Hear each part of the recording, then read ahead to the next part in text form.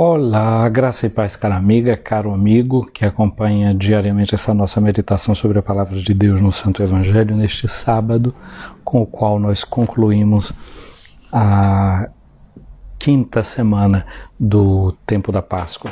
O tempo está se concluindo nesse tempo da Páscoa.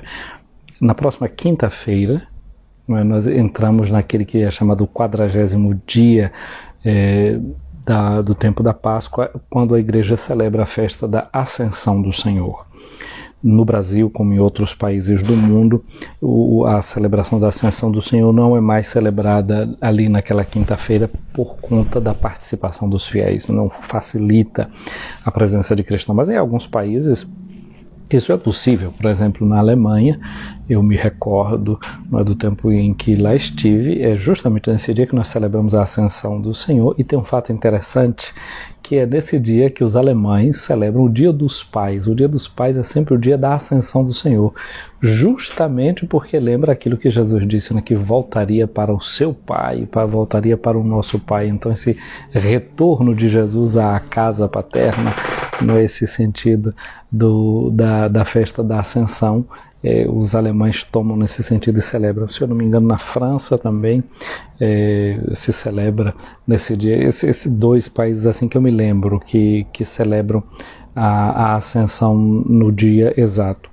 Pode ser que haja outros países no mundo que conservem também essa data como um dia de jornada livre, o que facilita a participação dos fiéis.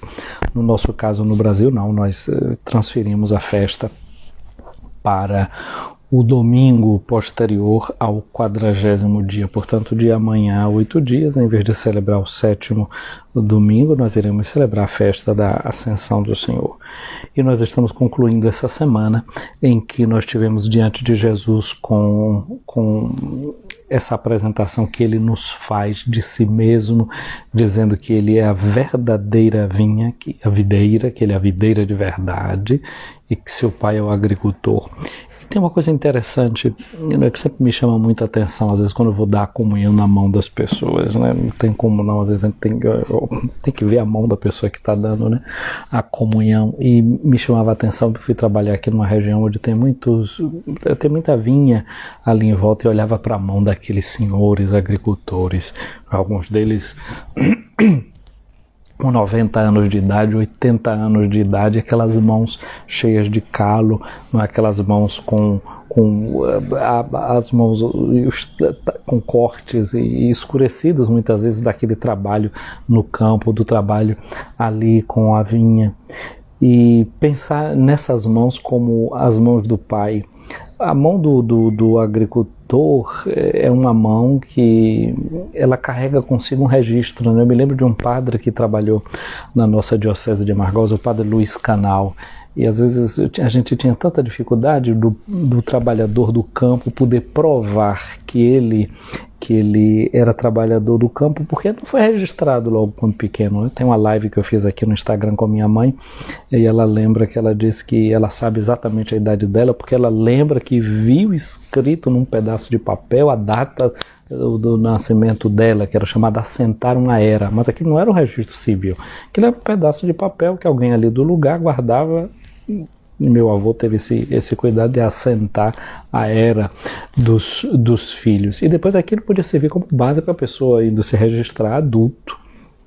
Não é fazer isso, mas normalmente as pessoas nasciam, morriam sem um registro, mas se batizavam e na igreja tomava nota, não é? Então muitas vezes as pessoas vêm às nossas paróquias pedindo uma certidão de batismo para poder comprovar a idade, que muitas vezes nos documentos estão mais novas. E eu me lembro como o padre Luiz Canal muitas vezes diz, mas o homem da roça não precisaria de nenhum documento para comprovar nada, bastava ele mostrar as suas mãos. Olha que realmente que coisa bonita, que é como o Cristo ressuscitado também se apresenta para os seus discípulos, né? Mostra as mãos, mostra os pés, mostra o lado ferido. O trabalhador da roça também é assim, bastaria que ele mostrasse suas mãos. Eu me lembro que nas comunidades da nossa diocese de Amargosa a gente cantava muito um canto nos encontros da comunidade que era assim: sou lavrador, homem da roça, vivo cansado, meu Deus, com as mãos grossas. Sou lavrador, homem da roça, vivo cansado, meu Deus, com as mãos grossas. As minhas mãos vivem calejadas de puxar enxada. E aí continuava o canto desse homem do campo, dizendo que ele era um lavrador que vivia com as mãos grossas, né? Essa mão de um pai de família que trabalha. Jesus apresenta assim também o seu pai, como um agricultor, não é? E ele diz isso, né? Meu pai trabalha e por isso eu continuo trabalhando. Deus não se cansa de trabalhar nessa vinha dele, essa vinha que é você, essa vinha que sou eu. Mas tem uma coisa muito interessante, que nós, como ramos dessa vinha, não é que nós somos ramos naturais da vinha. A gente é ramo da videira que é Jesus, mas por um mecanismo diferente, que é o quê? O mecanismo que a gente foi enxertado em Jesus. A gente recebe a vida de Jesus em nós, a seiva de Jesus em nós, porque nós fomos enxertados. Nós não somos de natureza divina, nós somos de natureza humana, mas a nossa natureza foi divinizada pela graça do batismo, quando a gente é enxertado em Cristo. Ora, mas para esse ramo ser enxertado, o que é que acontece? A videira precisa ser ferida, precisa receber um corte.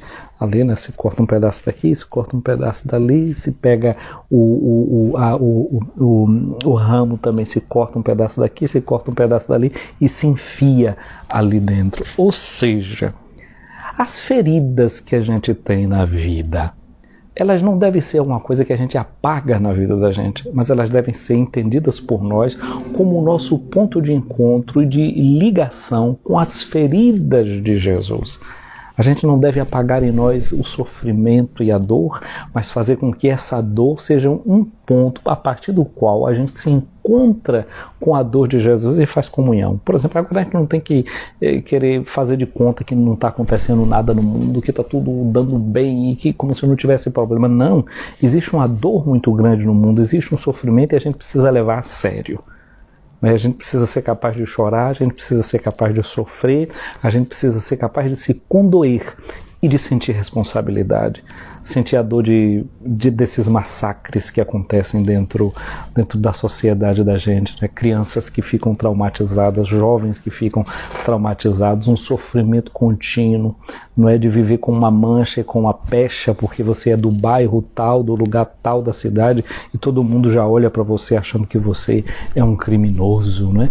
Então, quer dizer, tem esse tipo de coisa. Eu me lembro da minha cidade, na Santo Antônio de Jesus, como algumas pessoas de certos bairros da cidade diziam que tinham que mentir quando iam procurar um emprego. Porque se dissesse que era daquele lugar ali, ia ser a coisa mais difícil conseguir um emprego. Essa pecha que muitas vezes a gente não assume uma dor. Mas são dores que a gente precisa enfrentar da nossa história e de denunciar e de falar delas e de ter a coragem de falar.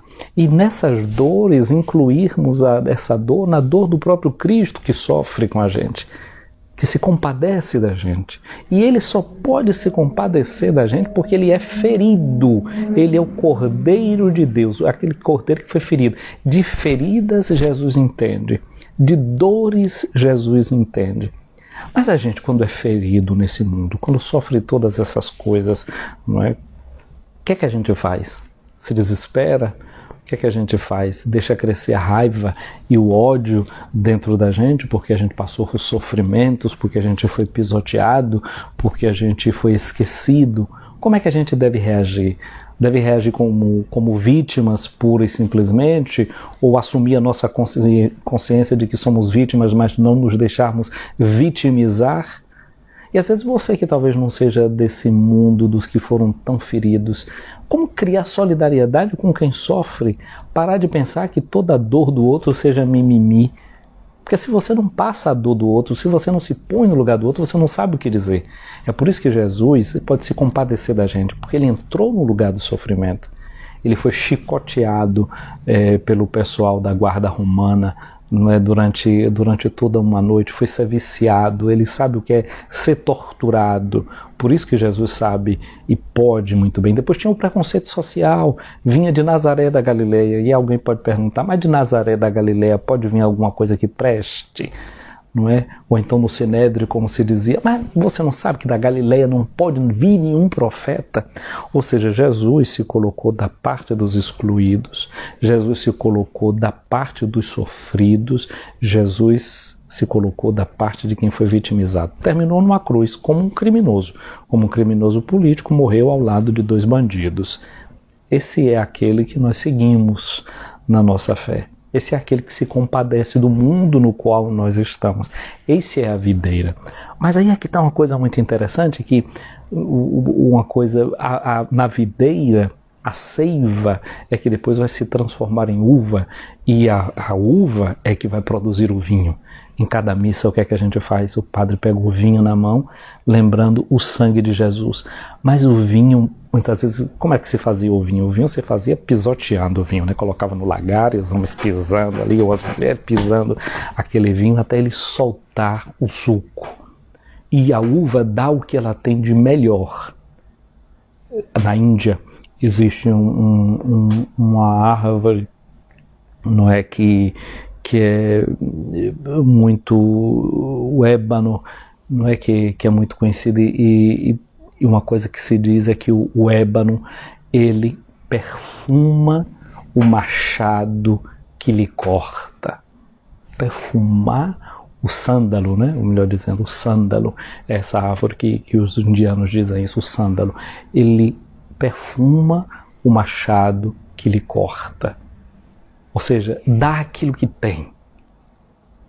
Ferido pela violência, o que ele dá é o seu perfume. Porque aquela é a condição do sândalo, é a condição de quem sabe perfumar. Aquela é a condição da uva, pisada, esmagada, ela se deixa fermentar e sair dela o que ela tem de melhor, o vinho. O vinho. Vinho que depois é tomado na Eucaristia como o sacramento do sangue de Jesus. Olha que como a natureza pode ir dando as suas lições, os seus ensinamentos para nós. Tudo isso para a gente entrar, minha amiga, meu amigo, concluindo essa semana, no Evangelho de hoje de João, no capítulo 15, versículos de 18 a 21. Jesus diz aos discípulos: se o mundo vos odeia, sabei que primeiro me odiou. O mundo aqui significa essa parte da humanidade que se fecha à verdade de Jesus. Não é um mundo pensado em forma genérica, e mesmo esse mundo, incluindo essa parte que se fecha, é preciso a gente lembrar do que Jesus disse a Nicodemos no capítulo 3,16. Deus amou tanto o mundo que entregou o seu Filho para que todo aquele que nele crê não pereça, mas tenha vida eterna. Mesmo que o mundo dê uma resposta que seja uma resposta de ódio, a resposta de Deus é uma resposta amorosa. Diante do ódio do mundo, o que se manifesta é o amor de Deus. Quase que serve como uma espécie de contraste, como quando você precisa de um fundo escuro para fazer aparecer uma pintura. Assim é o amor de Deus, no contraste com o ódio. Não precisa de um contraste. Então, tem certos exames que às vezes a gente vai fazer exame no estômago, nisso, naquilo outro, uma espécie de endoscopia, não sei o quê. O que é que a gente faz? Toma um contraste, toma um líquido, não é, que vai contrastar com a escuridão do nosso estômago para que a lâmpada a câmera possa ir entrar e ver tudo muito bem lá dentro. Pois bem, esse contraste do ódio que está presente no mundo serve para a gente entender a profundidade do amor de Deus. Hoje no áudio que eu mandei para algumas pessoas, na meditação, eu lembrava de um fato que aconteceu aqui na Itália, nesses dias que eu li aqui na revista Família Cristã dos Paulinos, aqui da Itália, falando da história de uma menina. Ela nasceu em 1973, está com 47 anos, vai completar 48, ela desenvolveu um câncer. E para ela fazer o tratamento, ela precisava que a mãe fizesse uma doação do sangue para eles fazerem um rastreamento do DNA. Acontece que essa menina, quando era pequenina, depois que nasceu, a mãe saiu do hospital, fugiu e deixou aquela menina lá. A menina foi entregue a um orfanato de freiras, as freiras criaram, depois essa menina foi entregue para uma família, cresceu, hoje é uma enfermeira, mãe de 2 filhos. Por conta dessa doença, ela começou a colocar nos jornais, na televisão, um apelo para que a mulher que a gerou Você lembra daquela música, não é? De Dom Valdeci Navarro e Dom Navarro e Valdeci Farias, que é o canto tudo baseado no profeta, não é? A mãe será capaz de se esquecer ou deixar de amar algum dos filhos que gerou, e se existir acaso tal mulher, Deus se lembrará de nós em seu amor. O amor de mãe recorda o amor do nosso Deus. Tomou seu povo ao colo, quis nos atrair, até a ingratidão recorda o seu amor. Um Deus apaixonado busca a mim e a ti. Pois bem, existe mãe que não consegue amar tanto assim o filho. Eu não sei quais foram as razões daquela mulher, o que aconteceu na vida dela. Ela abandonou a filha se fez na vida, se criou. Com toda essa necessidade dessa filha, aí jogou a história dela, dizendo onde foi que ela nasceu, e que a mulher que a gerou, que ela por acaso se apresentasse para poder fazer só aquele exame. Resultado é que por meio de tribunal e tudo mais, se chegou até essa mãe, mas a mãe se renegou a fazer o exame. Dá uma gota, um pouco do seu sangue. Aí a gente entende realmente esse amor de Deus, que com seu filho não deu só uma gotinha do seu sangue, né? Deu todo o sangue. No fim de tudo, o coração foi aberto, vazado, transbordou de amor e de doação. E aí também a gente aprende a valorizar o gesto de muitas mães que no meio de tanto sofrimento, no meio de tanta dor, consegue fazer de tudo para continuar amando e se entregando aos seus filhos. Valorize todo o pequeno gesto de amor que você recebeu dos seus, da sua mãe, do seu tio, da sua tia, do seu avô. Valorize o amor que está em gestos tão pequenos.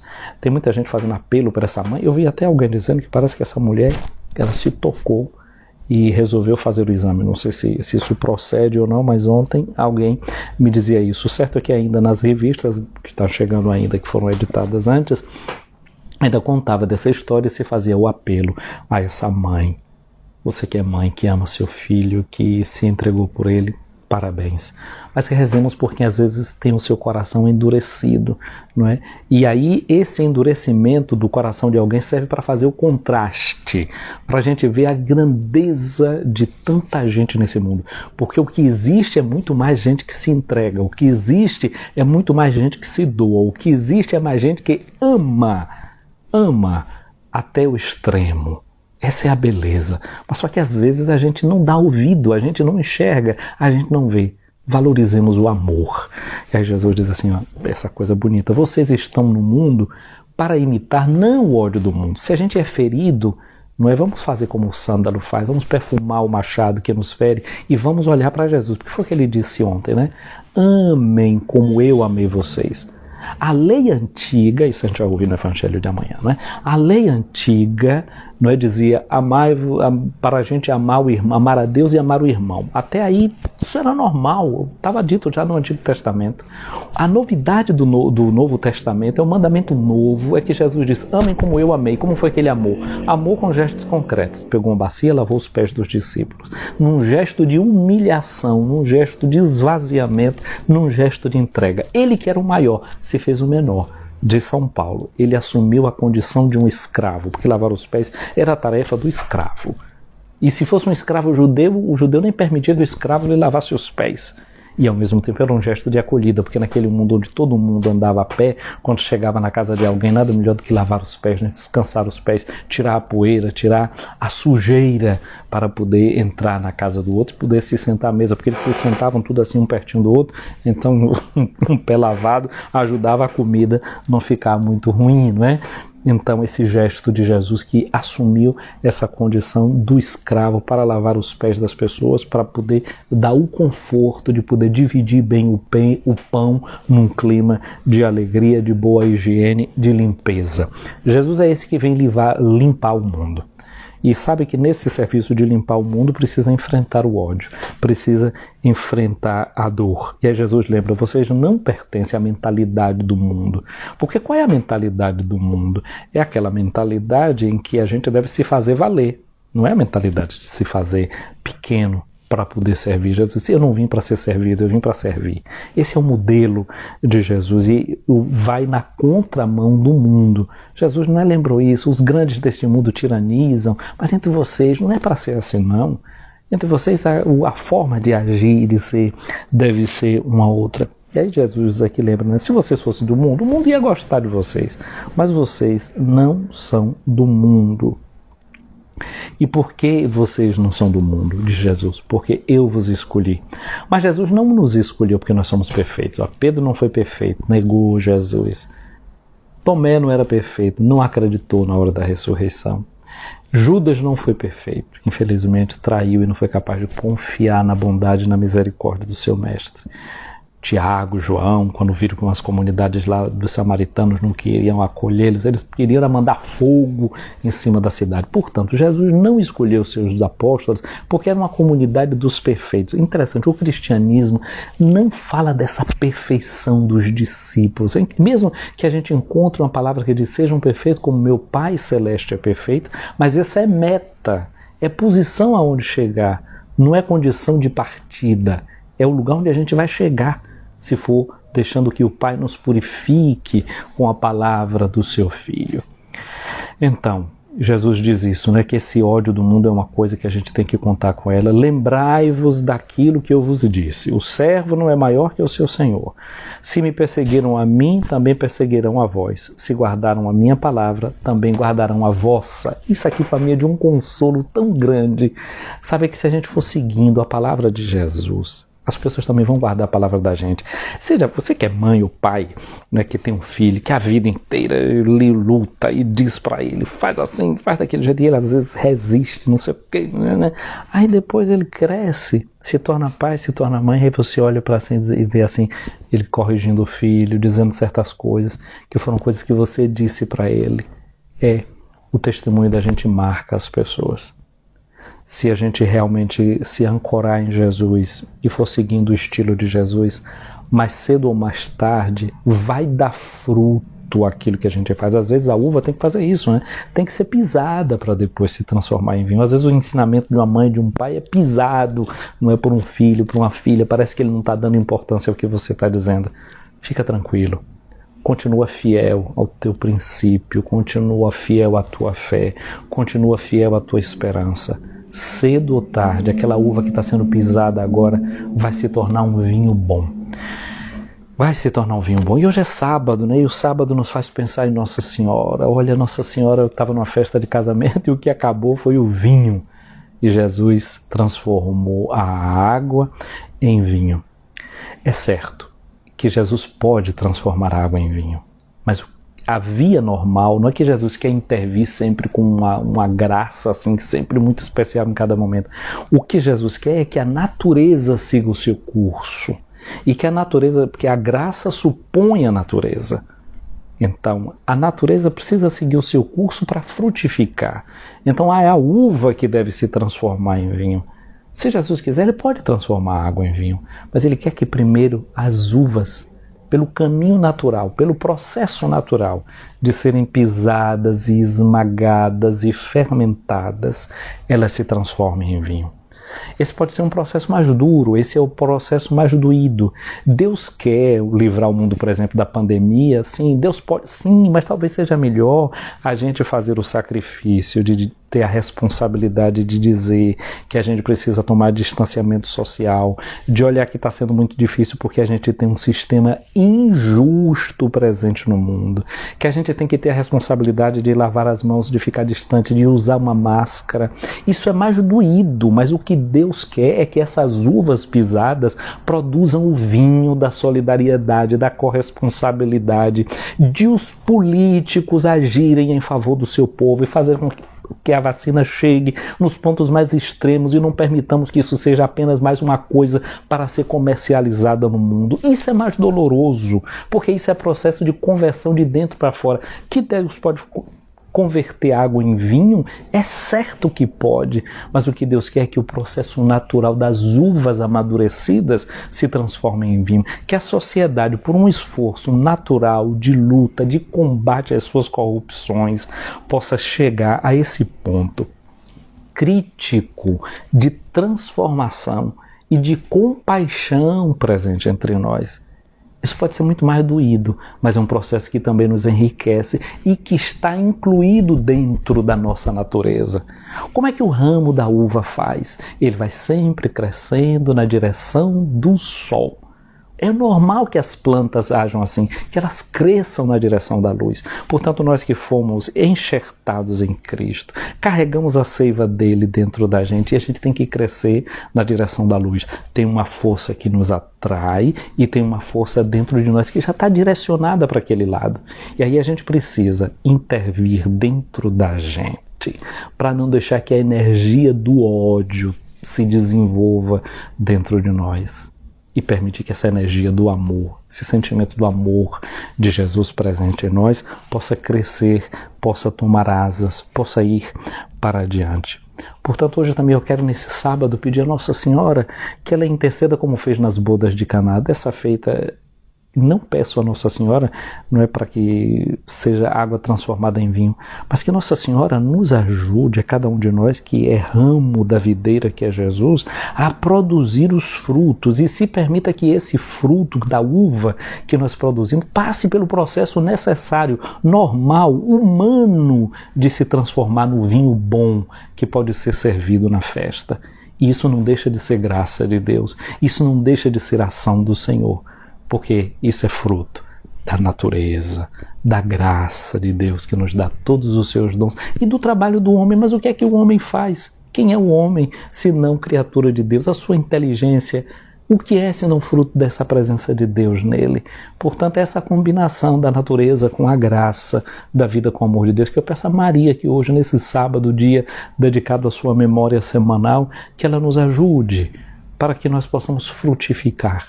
Mas hoje, pensando no que Jesus disse, né, que o mundo odeia aqueles que são os seus discípulos, tudo isso eles farão contra vós por causa do meu nome, porque não conhece aquele que me enviou.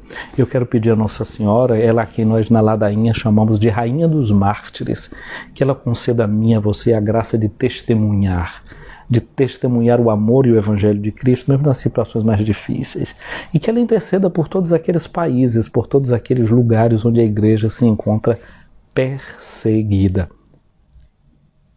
A igreja, porque segue Cristo, ela encontra aqueles que a perseguem. A gente, para seguir a Cristo, tem que contar também com a perseguição. Tem que contar com as oposições, tem que contar também com o contraste. Mas que o Senhor nos efunda a sua graça, o seu amor e a sua força pela intercessão de Maria. Ave Maria, cheia de graça, o Senhor é convosco. Bendita sois vós entre as mulheres e bendito é o fruto do vosso ventre, Jesus. Santa Maria, Mãe de Deus, rogai por nós, pecadores, agora e na hora da nossa morte. Amém. Sobre você, minha amiga, meu amigo que acompanha essa nossa transmissão, venha a bênção de Deus Todo-Poderoso, o Pai, o Filho e o Espírito Santo. Amém. Quero saudar a vocês que estão aqui acompanhando ao vivo essa nossa transmissão. Eu vejo aqui Rosa Santos, um abraço para você, Rosa, para Leo Passos, Odalea, um abraço para você, Odalea, para Wilde Souza, bom dia para você. Deus abençoe a cada uma. A Rogério Dias, a Jussara, Rita de Cássia, um abraço para você, para Josélia, que estou vendo aqui também, para Dilma Santos, a Edilene, para Salgados e Doces, aqui, Deus abençoe você, Jussara Malta, Joyce França. Oh, Joyce, como é que tá você? Tudo bem? Cantando sempre aí. Joyce é uma amiga de longas datas que vai também aí evangelizando com seu canto, com a sua voz. Deus te abençoe. Me lembro o primeiro retiro que preguei antes da minha ordenação diaconal ainda, lá na zona rural, em Santo Antônio de Jesus, na Sapucaia, e estava Joyce, ainda uma adolescentezinha. Vê, Joyce, já estou ficando velho. Mas você continua nova, né? Que você era uma garotinha, então continua garotinha ainda. Vani Brito Andrade, aqui, que eu não sei como é o nome todo. Meirinha, um abraço para ti, Meirinha, aí na paróquia de Amargosa. Segunda-feira nós vamos celebrar os nossos 80 anos de fundação da nossa diocese. Ivonete Dias, um abraço para você. Edilene Borges, Jeane Souza, um abraço grande aí em Nazaré. Mima Costa, aí por Aratuípe, abraço a você, seus pais, sua família, Padre Tiago, da nossa Diocese de Amargosa, mas servindo a Igreja de Deus aí como saletino no sul do Brasil. Jeane Reis, um abraço grande, não sei se a Jeane está por Conceição do Almeida ou por onde é que anda, um abraço. Ana, sim, um abraço para ti, Aninha, aí filha de Bom Conselho, um abraço grande para você. Will de Souza, já falei aqui. Will Oliveira, aí também de Amargosa, um abraço grande para você. Deus abençoe vocês que estão aqui acompanhando essa nossa transmissão. Fiquem com Deus, um abençoado fim de semana, não é? Que vai concluindo esse nosso tempo de Páscoa, essa espécie de quaresma dentro da Páscoa aqui, que vai chegando ao fim, né? Porque são 40 dias que a gente vai completar na próxima quinta-feira de tempo da Páscoa. Depois concluiremos com a festa do 50º dia, a festa do Pentecostes, essa certeza de que o Espírito de Deus, o Espírito de Jesus não nos abandona, mas continua conosco. Um abraço também para a Camila, chegando aqui agora, um abraço. Vocês que estão chegando agora, assistam aí o vídeo que vai ser salvo aqui no nosso IGTV, depois vou jogar no nosso canal do YouTube, curtam o vídeo, divulguem o vídeo, dá muita curtidinha aí, não é? Vamos ajudar também a divulgar essa palavra de Deus. Se fez bem para você, transmita também para os outros. Um dia abençoado, fiquem com Deus.